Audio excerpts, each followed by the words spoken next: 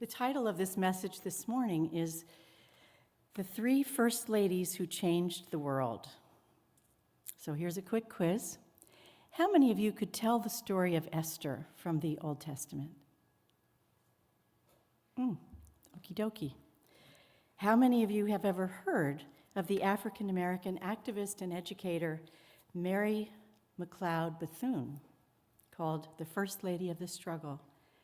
Okay, 2 people, 3 people, good. I had not. How many of you learned much in school about Eleanor Roosevelt, who redefined the role of First Lady during Franklin, her husband's 4 terms in office? Okay, handful.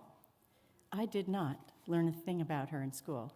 I learned about the Revolutionary War about 12 times, growing up in Connecticut. Well, just your luck. I'm going to fill you in and introduce you to these 3 remarkable women this morning. Why? Because these 3 first ladies were courageous, strategic, committed to uplifting people, and among other things, ending racism. And they changed the world for good, though that would not have been predicted from their childhoods.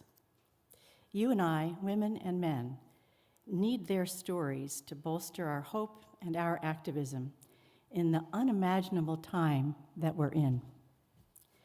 As the story goes, Esther was a Jewish orphan raised by her cousin Mordecai sometime around 400 years before Christ.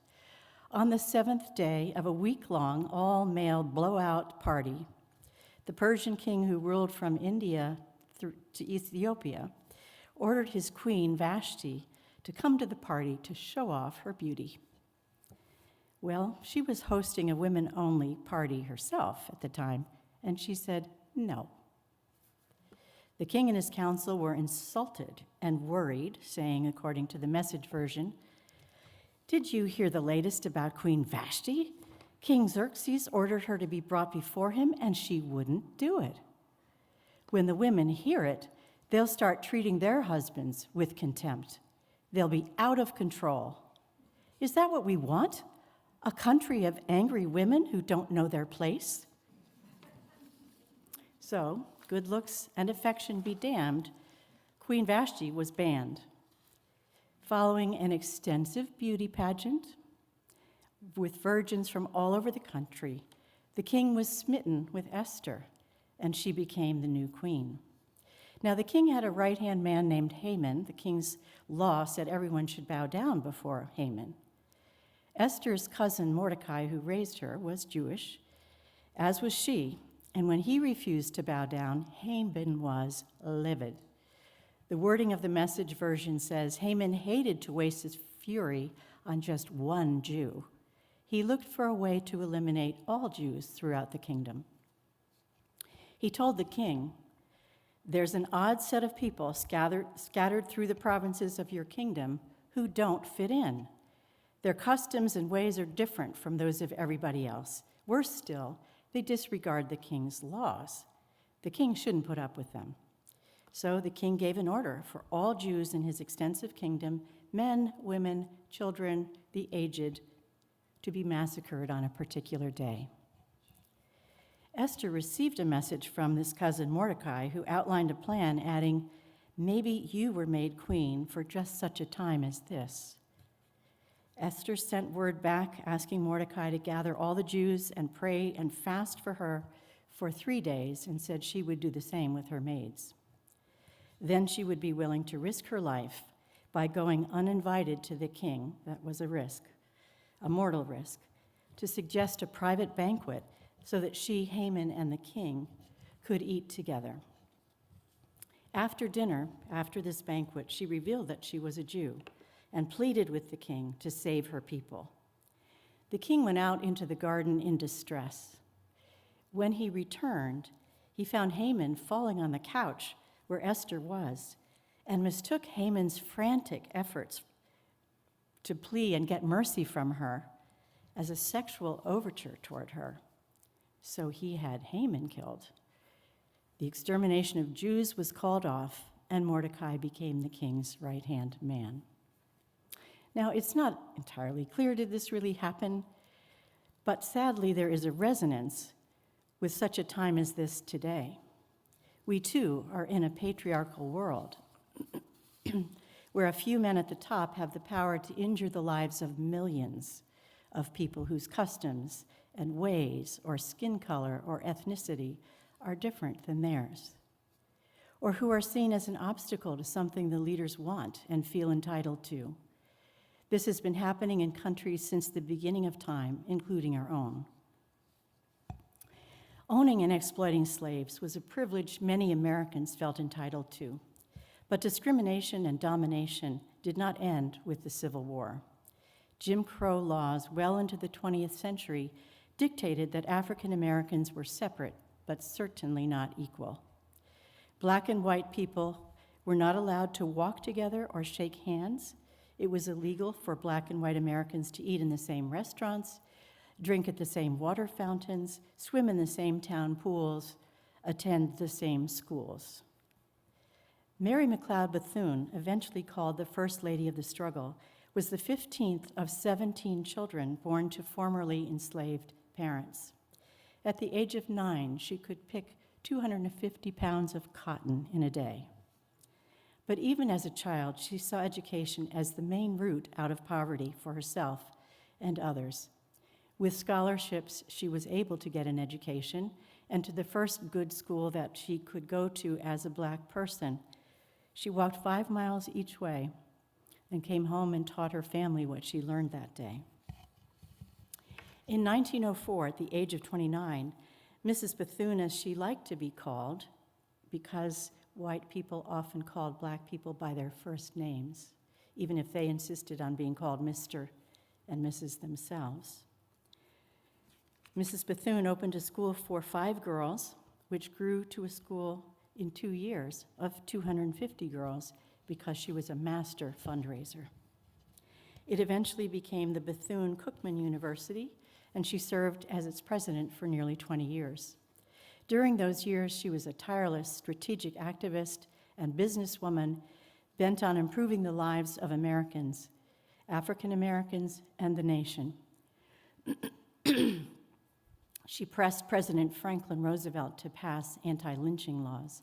She advocated for civil and voting rights, funding for Black education, and New Deal job opportunities open to millions of unemployed African Americans, not just white Americans. In 1931, Mrs. Bethune was listed as the 10th most outstanding American woman. In 1935, she founded the National Council of Negro Women. She was the first African American to lead a division of a federal agency and the highest paid African American in government with her salary of $5,000. She established the informal Black cabinet, which frequently advised FDR on issues facing Black communities.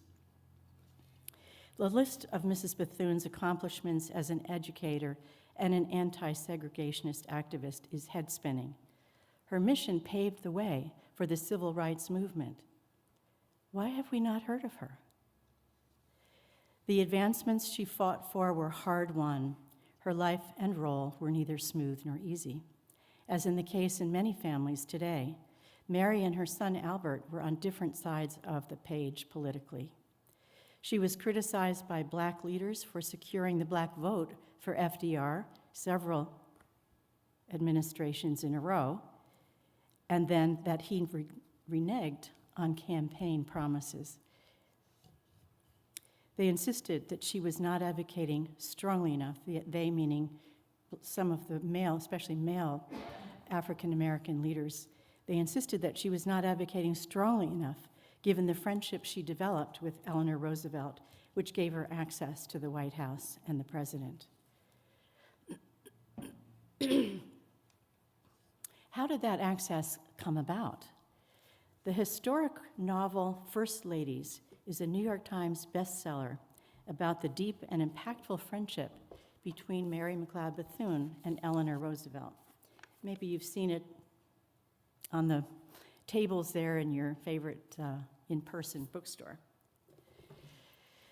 Much research went into writing the novel. The friendship between the black and white authors, women recruited by the publisher to write the book, informed their imagination about how the friendship between Mary and Eleanor may have developed, and the issues that those two might have faced in coming to understand each other, addressing their assumptions, apologizing for different ways that they hurt the other, but maintaining that friendship. The story in the book is that these two women met at a luncheon of female leaders of do-good organizations, where Mary was the only black invited guest.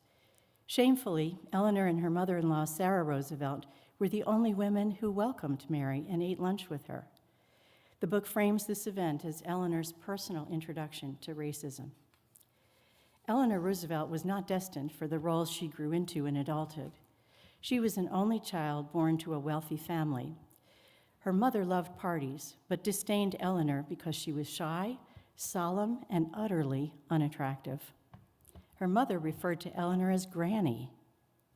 Still, tragedy struck when Eleanor's mother died, and 2 years later, at age 11, Eleanor's father died of alcoholism. Her maternal grandmother sent Eleanor to a boarding school in England. Happy for the first time, Eleanor learned about public duty from the headmistress of that boarding school, who became a significant supporter and role model. When she returned to New York, Eleanor became a social worker concerned about sweatshops and tenements and the lives of the poor. She and her distant cousin Franklin fell in love and married, despite the opposition of Franklin's mother Sarah, who never stopped interfering throughout their lives. This was not her only cross to bear. Eleanor was crushed by the death of one of her 6 children in infancy, as well as by the discovery of Franklin's affair with her personal assistant, Lucy Mercer, after which their marriage was never the same, and which actually lasted throughout the marriage, mostly not known to Eleanor at that time. What to do? Divorce would have doomed Franklin's budding political career, and his mother, Sarah, said she would disown Franklin if he divorced. Eleanor chose to remain married and functioned as an invaluable political partner who helped hide the polio that FDR contracted at age 39. What Eleanor gained in the bargain was freedom to live her life outside the confines of what first ladies were supposed to be and do. She wrote a column called My Day, 6 days a week from 1935 until her death in 1962. Fearlessly outspoken about social issues, she was the first spouse to hold regular press conferences. She was appalled when her husband ordered internment of Japanese Americans. She was tireless in drawing his attention to civil rights and women's rights. FDR respected her opinions, though he did not always agree with her or take her advice. She was his eyes and ears in visits across the country, learning about the impact of depression as she listened to Americans of every stripe. She and Mary were in the crosshairs of the FBI, who had a 4,000-page folder on Eleanor. Mary and Eleanor kept in touch with letters and surreptitious visits every few months. They kept a low profile in public to avoid jeopardizing the political maneuvering and strategizing they were doing behind the scenes, including trying to pass the anti-lynching bill. But Franklin would not push for this bill, much to their distress, because he feared the racist Southern Democrats in Congress would retaliate by blocking his New Deal initiative, which was his first priority. Nevertheless, President Roosevelt liked and respected Mary and gave her an advisory role. When he died, it was his wish that Mary, who used a cane, should have his cane. 2 of the stories in the book are also described in Wikipedia, showing Eleanor Roosevelt's courage, ingenuity, and unwavering commitment to desegregation. The first took place at a church in Birmingham, Alabama, where the law said blacks and whites were to sit in separate sections across the aisle from each other. When Eleanor was threatened with arrest for sitting on the African American side, she pulled out a ruler, she measured the distance of the aisle, and she placed her chair exactly in the center of that aisle. When the highly trained Tuskegee, I keep trying to do the emphasis in the wrong place, Tuskegee pilots were still grounded for reasons of segregation, months after they were fit to fly, Eleanor would have none of it when she heard about it. She secretly brought her all-male female press corps to the training base with her. Photos of Eleanor enjoying an hour's ride with the black pilot who was in charge of the training brought pressure to get the Tuskegee pilots off the ground and into World War II, where their skill and effectiveness was legendary. Both Mary and Eleanor were instrumental in the establishment of the United Nations, which was part of Franklin's vision. Mrs. Bethune served as an advisor to the delegation which drafted the UN Charter. She is quoted as saying, "Loving your neighbor means being interracial, interreligious, and international." Eleanor was elected chair of the Commission of Human Rights, where debate among the delegates was vigorous and acrimonious as they tried to draft a statement of human rights for the UN. Ultimately, the Soviet Union and its puppet states abstained from accepting the draft of this International Bill of Rights, which was supported in a 13-0 vote by the rest of the Commission. While not legally binding, this document was to be the standard of human rights conduct for all nations. But look what has happened since then. You know, as I was singing that hymn and the words this morning, I looked to see now, when was this thing written? Written in 1921. World War I ended in 1918. Well before the Depression, World War II, and so many things. So those sort of words and the whole excitement of the music was a reflection of that time. But I was not thinking about that and how sort of out of tune it is with where we are right now, although we do want that faith and that hope and that peace that is just talked about in the hymn. Anyway, now, as we observe Donald Trump's two presidencies, the January 6th insurrection, the inability to hold him accountable, nor to successfully counter his lies, we know that Eleanor, Mary, and Esther are among the multitude of humanitarian leaders rolling in their graves, astonished and grieving with us. 2 years before his death, FDR summed up the reasons for a United Nations, saying, "The doctrine that the strong shall dominate the weak is the doctrine of our enemies, and we reject it."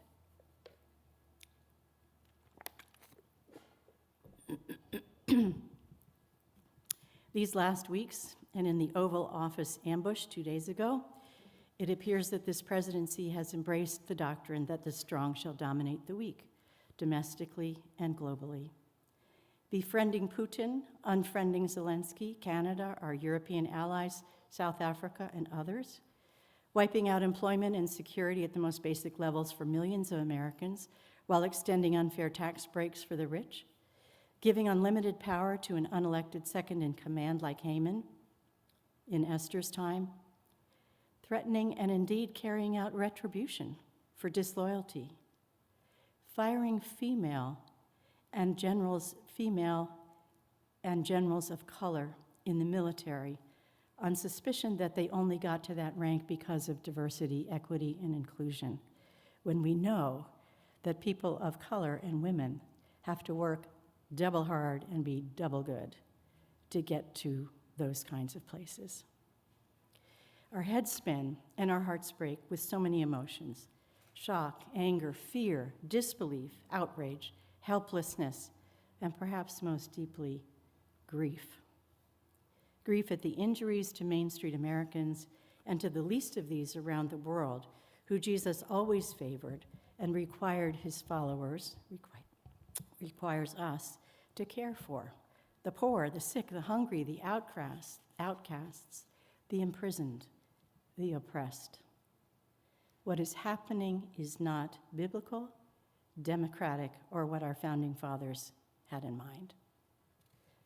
What if we join Angela Davis in saying, I'm no longer accepting the things I cannot change. I'm changing the things I cannot accept. I'm no longer accepting the things I cannot change. I am changing the things I cannot accept. But what to do and how to do it? Well, for starters, we can take Martin Luther King's advice and hew a stone of hope out of the mountain of despair and remember 1 Samuel 2, there is no rock like our God. A powerhouse for changing the unacceptable, Mrs. Bethune was hospitalized for an exhaustion-related illness more than once. In the book, Mrs. Bethune brought Eleanor back from a bedridden depression at one point. Their work was hard, make no mistake. Mary was a prayer warrior who said, without faith, nothing is possible. With it, nothing is impossible.